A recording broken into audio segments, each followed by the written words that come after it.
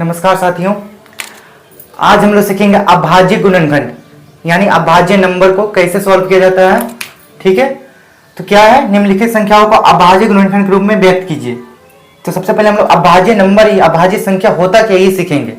तो बस वीडियो को शुरू से लेकर अंत तक जरूर देखिएगा, यही मेरा कहना होगा, अंत तक बने रहिए। चलिए समझते हैं आखिर अभाज्य नंबर किसको कहते हैं।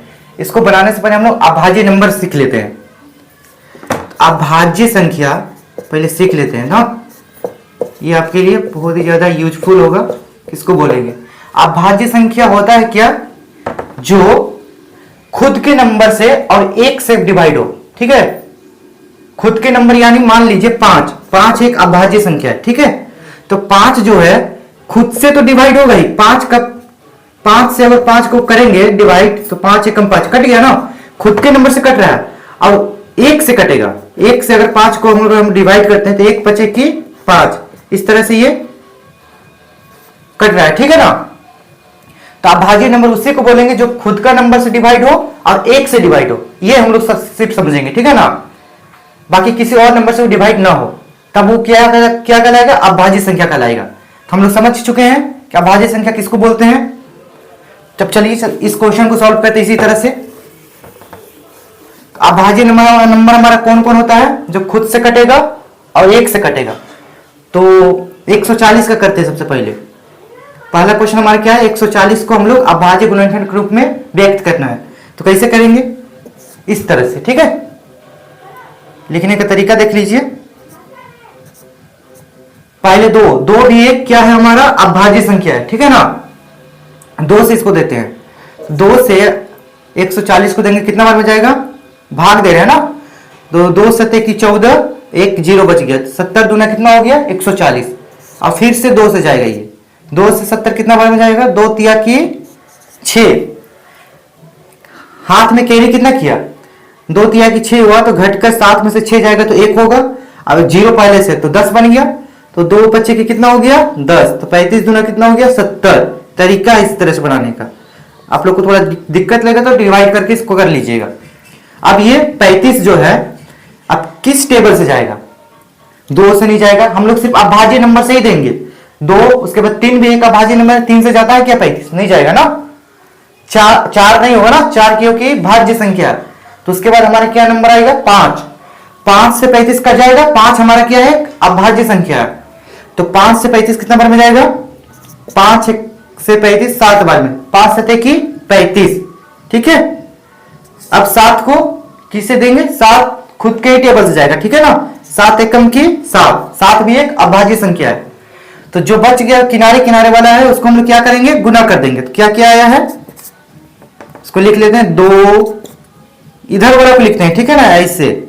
ठीक है, 2 गुने 2 गुने 5 गुने 7 गुना की 1 है। ठीक है, अब इसको सॉल्व करेंगे, कितना आएगा, 2 दूनी की 4, 4 5 20, 20 7 कितना हुआ, 140। ठीक है ना, तो अब भाज्य संख्या क्या है हमारा, 140 आ रहा है ना। तो यही हमारा क्या हो गया, अब भाज्य संख्या हो गया। ठीक है ना, लेकिन हम लोग इसको देखें, पेयर बन रहा है। ये 2 गुना की 2 एक पेयर बन रहा है, एक जोड़ा बन रहा है। ठीक है, तो जोड़ा बन रहा है, इसको हम लोग किस फॉर्म में लिख सकते हैं, इसको ऐसे लिख सकते हैं, 2 का पावर 2। 2 का पावर 2 का मतलब 2 को 2 बार लिखना, इसका मतलब यही होता है। गुने की क्या हो गया, 5 गुना 7, जो बच गया उसको लिख देंगे। 1 का तो कोई मतलब नहीं है, यही हमारा क्या हो गया, आंसर हो गया। ठीक है, इस तरह से इसको सॉल्व किया जाता है। अब एक और क्वेश्चन है हमारा 156। 156 का अभाज्य गुणनखंड हम लोग सॉल्व बनाते हैं। ठीक है, किस तरह से इसको निकालेंगे, 156। सबसे पहले ये देखेंगे ये किस नंबर से, किस टेबल से जाएगा। ठीक है, 2 से जाता है क्या, 2 7 की 14 जाएगा 2 से। ठीक है ना, 2 क्योंकि एक अभाज्य संख्या है, सबसे छोटा उससे लेंगे।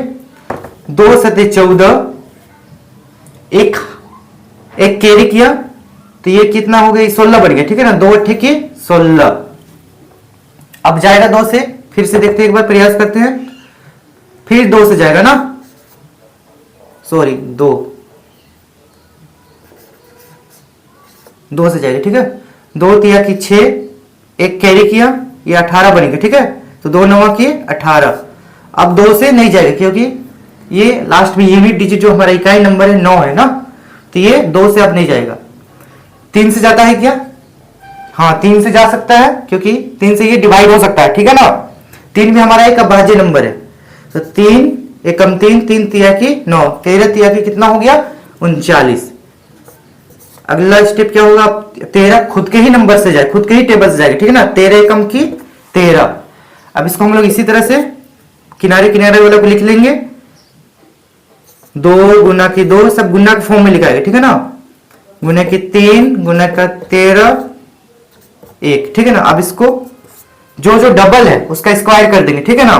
तो 2 बार है, ठीक है ना, तो 2 का स्क्वायर कर देंगे, क्योंकि 2 का स्क्वायर का मतलब होता क्या है 2 को 2 बार लिखना, और जो बच गया उसको लिख देंगे 3 गुना के 13, ये हमारा आंसर हो गया। इसी तरह से अभाज्य गुणनखंड को हम लोग बनाते हैं।